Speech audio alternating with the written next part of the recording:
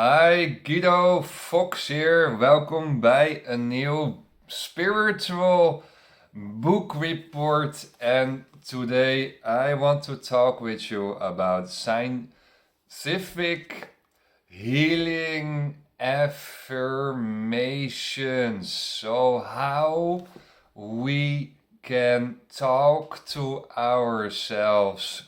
What kind of thoughts are going inside? What kind of words we speak in ourselves and outer ourselves, and how we can solve our life problems, and how we can solve our mental problems in life, how we can affirm better life, that everything goes relaxed, smooth, letting go, fastness of chakra activations, how we create a better life with these healing affirmations. And it's not only about the words you speak in life, also the way we are speaking our words, but it's also about healing the past, healing your old karmas, healing the karmas from your last reincarnations. So all the meditations, all the affirmations are have the power and the cause and have the effects that you're losing mental weight. People who are highly spiritual are walking very lightly on earth. If you see they walking, they're moving very relaxed and calm, and they're not burning human earth. If I see some people walking on earth heavily, full with anger, full with hatred, they have a very heavy blueprint on earth. So if you have a low consciousness field, you are heavy loaded with negative karmas. And if you're moving into spirituality, you're going above karma. You resolve your current and past karma. There's no karma anymore. You grow above karma. So your affirmations, your healing affirmations is very important, not only to grow to the future of your life, but also solve your hidden dark sorrow, negative burning mental crap in your system. And that brings me, this long introduction brings me to page 0. And page 0 in this book goes about devotion. And in the last video, I remember video 272, I talked already about the devotional will. You need really a will to grow spiritual wise. You really need a will to believe in the enlightenment chakra activations. If you have no will to feel the ecstaticness inside, and you have no belief in it could be happening to you, then you're nowhere. So the will is a very interesting topic in spirituality, but also in philosophy. I remember that Freud, I remember that Nietzsche, I remember that Schopenhauer, and all those Western philosophers always talked about the will. we human minds create a will, and we are doing bad things with it, with the will to power, and the will to dominate others and other countries. But the will could be used in a very positive way, because only the mind can make the line with godliness. So the mind can go inside. You can go with your mind in your inner awakening. So the only possibility to create devotion, your devotional willpower, is understand that the mind can activate the enlightenment process. That brings me to the healing. Healing from the past experience, healing from your probably past reincarnations. So every soul is reincarnate on earth until enlightenment happening. Then you're not coming back on this earth anymore. That's your last incarnation.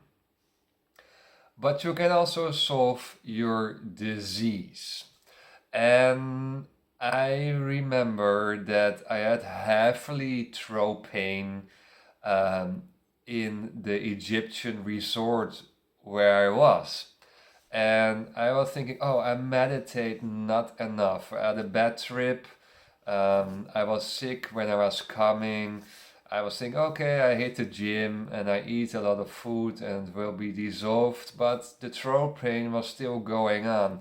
I meditate for 3, 4, 5 hours, going inside, going into my chakra activations, and suddenly, after 2, 3, 4 hours, the throat pain was away, like a miracle. So you can also heal your disease. And I'm not saying that people who are meditating can heal cancer or whatever big diseases, but maybe you can start with small diseases. And meditation is so an healing, an after healing mechanism, but also a pre-healing mechanism. If you meditate regularly, then your body is never overburning. Your body is never overstressed. So you can heal your physical diseases, and I believe strongly that meditation also can heal your depressive feelings. You're bored out. If you're bored, you can do meditation. There's always time to do meditation. So bore outs, you can solve burnouts.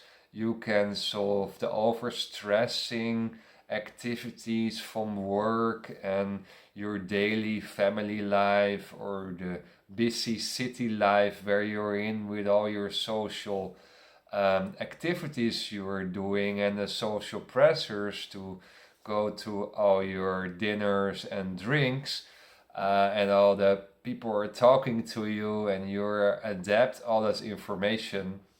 So also you can learn how to let go all those mental stimulations from the matrix and become more peaceful or restful through meditation, and prevent the disease, and also can heal your physical diseases and your mental diseases.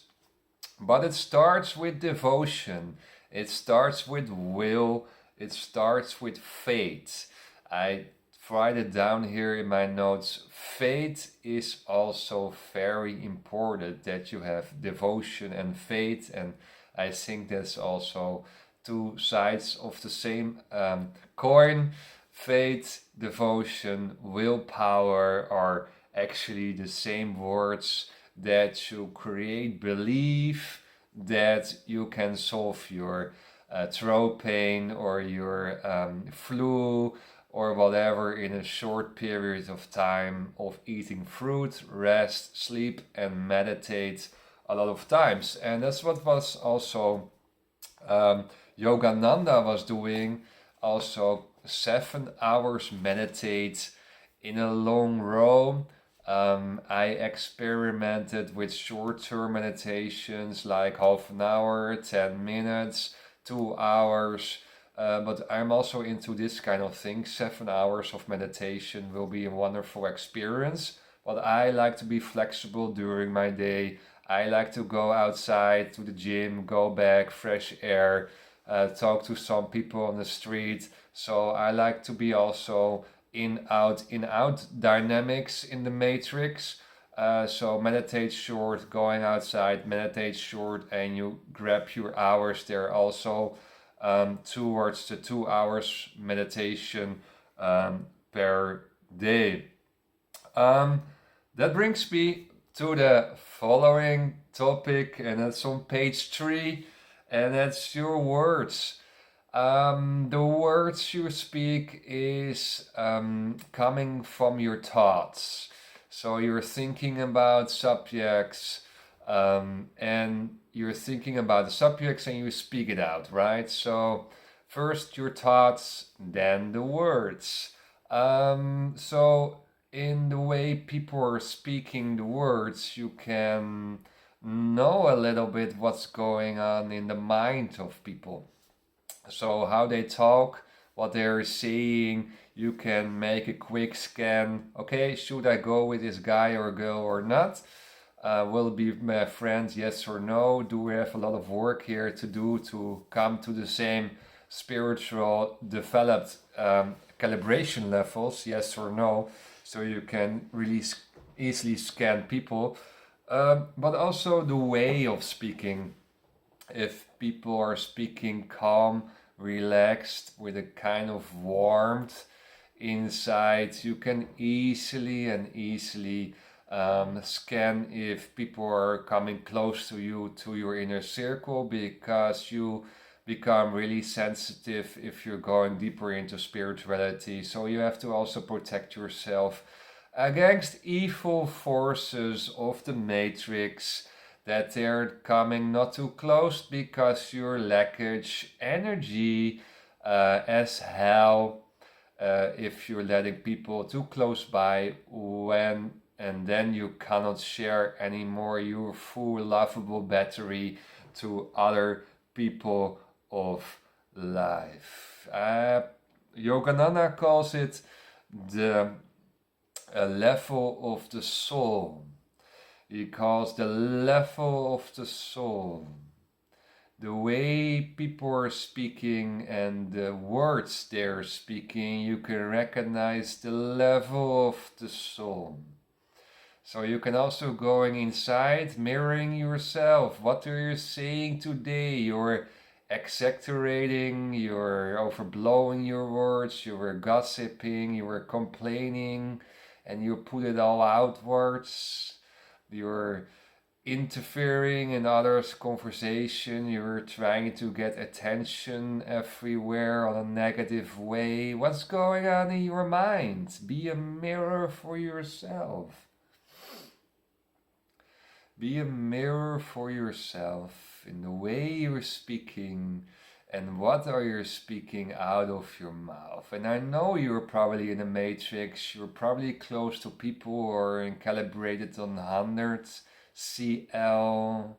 You're probably infected by the people in your surroundings, but try to speak on a different way. Try to speak a little bit more slowly and think about what you're saying more and more. You become consciousness, you become more at ease, and you become much more relaxed, and you're less affected by the negativity of the matrix, and you enjoy more the positiveness of the matrix. So you will be more enjoying life if you're following my advice. Page 3, further talkative. a lot of people are talking and talking and talking and talking, and there is no stop. I'm thinking, okay, what this guy or girl is saying actually. Is there a point here? Is it moving somewhere in a direction?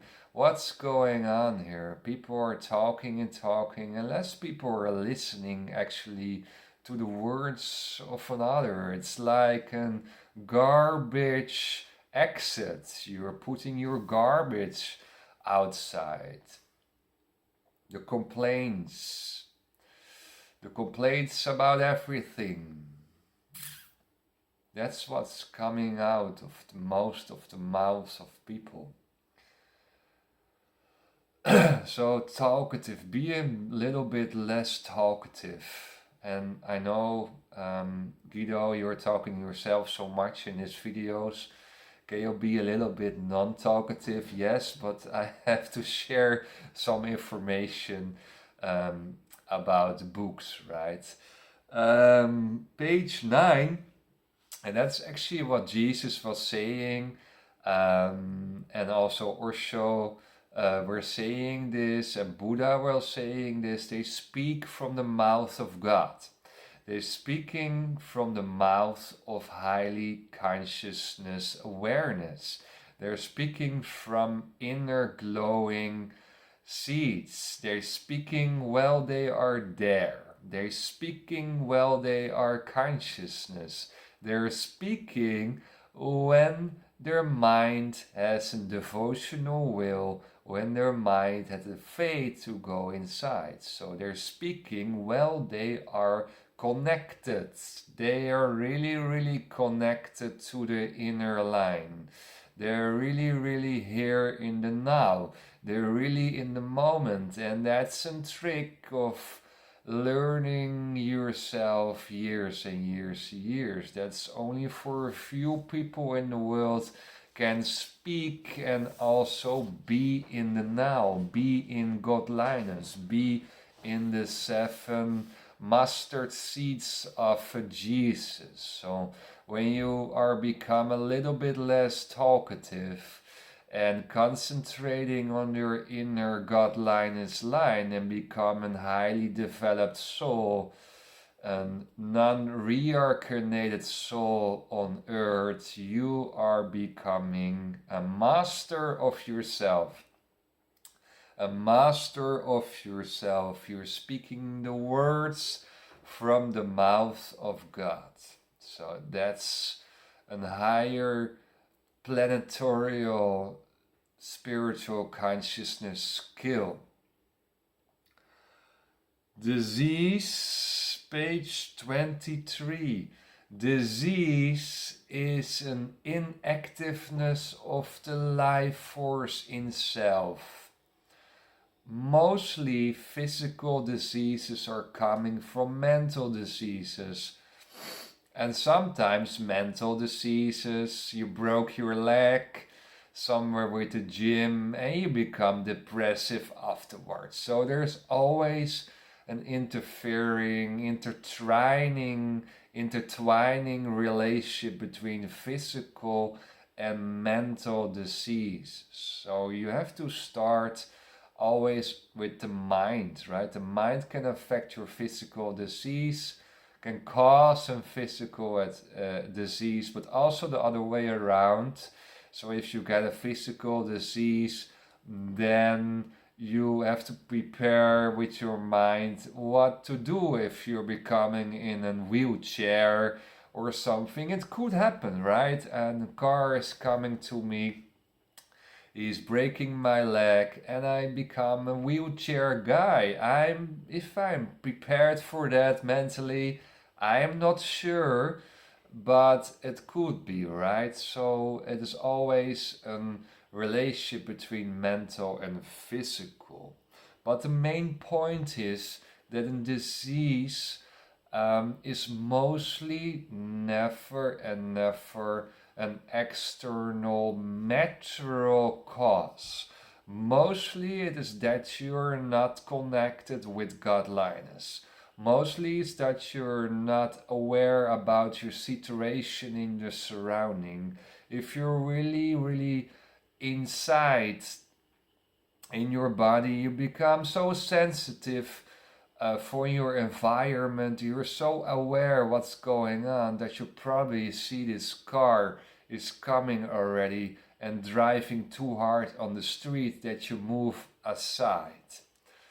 You become so strong inside and so calm and peaceful that your body is strong enough to tackle the little flus coming through you. So your resistance is very strong, and the most diseases are coming into your system because the resistance is very low in your system, and meditation can bring you a preventive wall against this coming disease to you. So that's very interesting mechanisms to create a better life. So what Yogananda was saying in his book is that actually meditation and disease can be prevented with meditation to activate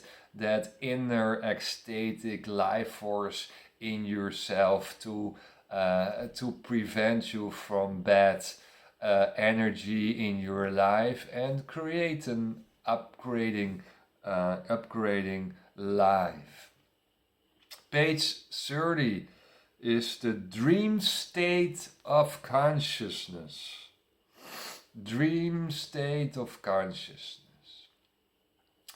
This is happening after only years of meditation to break the evolutionary path of humankind. I talk with you, I think in book report 270 or book report 71 or somewhere there, about that spirituality is actually the breaking pattern of evolution. Jesus was saying that, Osho was saying that I'm coming too early on earth. The earth is not yet there. I'm breaking the evolutionary path. My chakra activations, my mustard seeds openings are coming more and more closer after maybe thousands of years after my time. So I'm before my time. I'm before my time. Spirituality is breaking the pattern of evolution.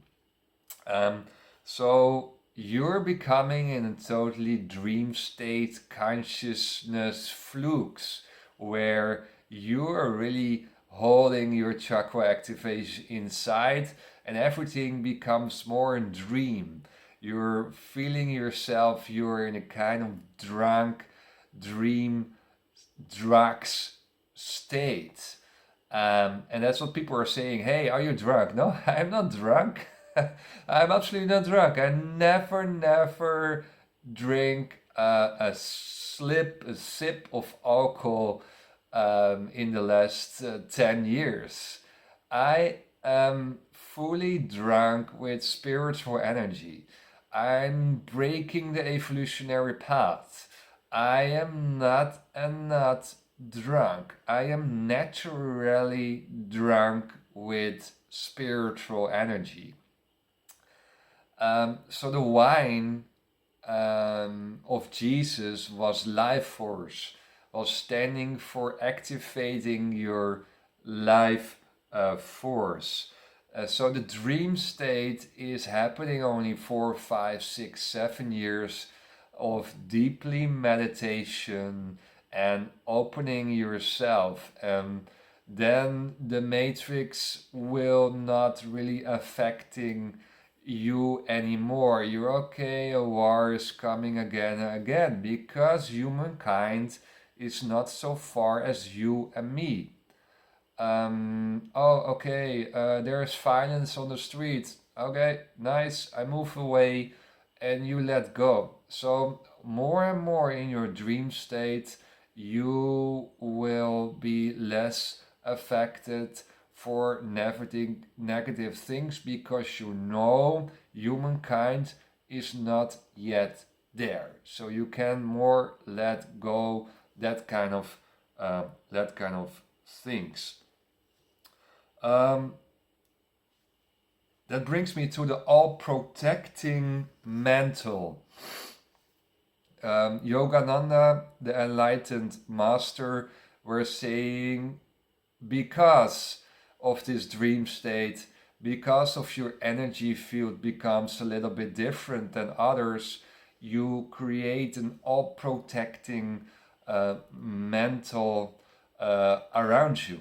So he's protecting you against the matrix, but also the matrix can adapt your spiritual energy. So that's not a closed wall. It is always an open, vulnerable wall, but he is protecting you. Your energy field, your light energy field is protecting you. It's an all protecting mantle. And that's what Yogananda was saying. You can let go easily the negativity of the matrix, and you can share, of course, your positiveness to the outside world. Understand also what I told you earlier, that you are also vulnerable. So also watch out with who you let in your life. Page 45. Meditation is pre-healing and healing. So pre-healing and healing. I told you already about this topic, and he calls it, I want to share you this word, is instantaneous healing. Meditation, meditation, contemplation is instantaneous healing. You're constantly healing and refresh your energy field. You're constantly aware about your inner line, and when you're doing that, you are constantly healing all the events coming to you.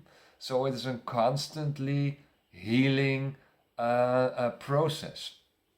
Now, spirituality is a constantly healing process for yourself and for others who are profiting from your energy field. And that's intertwining each other, that's relating to each other, because you only can support and help people from a full, lovable, inner, ecstatic, healing, letting go, awareness, dream state. You can only help people from a full heart. You cannot help people from an empty heart, and that's a lot of times the case. The people from helper syndromes, empty hearts, wants to control others, wants to feel better than others and give. They give others to feel better, to get attention from the matrix, from the outside world. Look, I give money to poor people in Africa. Look how good I am. I'm going to Africa to build a water gate or a water system. Look how good I am. So a lot of people are giving from empty heart to get attention, and not from a fully meditative heart, where all the past karmas and now karmas and no karmas are anymore there. So first, self-love, first healing yourself, constantly healing. Only then you can share. Only then you can really support and help other people. And I'm saying it especially to the coaches who are watching my videos. 7 hours of meditation. Yeah, I want to do this. I really like to go into this adventure of Yogananda, to do 7 hours of meditation in a row without any competition feelings, right? So no competition here. I want to do 8 or 9, better than him. No. So that's a very interesting activation, devotion, to go into this wonderful spiritual path, to go there. One extra tip, financial wise, is that you here on earth And I know a lot of people are coaches and whatever. Um, you have the right to deserve your financial share on earth. A lot of people are don't want to go in highly hourly rates or wages, or say, oh, I'm not earning too much money because otherwise the poor people in Africa have nothing. So they're ashamed to earn a lot of money, or a lot of women have this. They're ashamed to ask more money for the boss because they're ashamed, or they're feeling insecure about their capacities. Men are more able, hey, I want to have more money, I want to have promotion, they're more money driven. So, especially a women, I see this behavior. Don't be ashamed. Um, um, you have the right on your financial share in this world. This I found it a very interesting, stimulating, self-confidence way of thinking from this spiritual leader, Yogananda. You have the right to be here on earth. You have the right to pick your share. You have the right to ask promotion if you find you're worth it. Do it, and make your life better, because with a lot of financial resources you can do beautiful, wonderful things, right? Thank you for watching this video, and I'll see you by the next one. Bye bye.